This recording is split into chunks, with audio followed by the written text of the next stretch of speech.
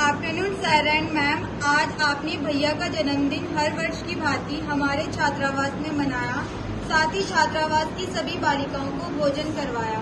इस हेतु छात्रावास परिवार आपका आभारी है। हम सभी ईश्वर से प्रार्थना करते हैं कि भैया हमेशा स्वस्थ और अपार खुशियाँ और सुनहरा भविष्य प्रदान करें। आप अपने जीवन में खूब उन्नति करें, यही भगवान से हम सभी की प्रार्थना है। सभी बच्चे एक बार गायत्री मंत्र का उच्चारण करेंगे, फिर ईश वंदना, फिर शांति पाठ, प्रेयर स्टार्ट।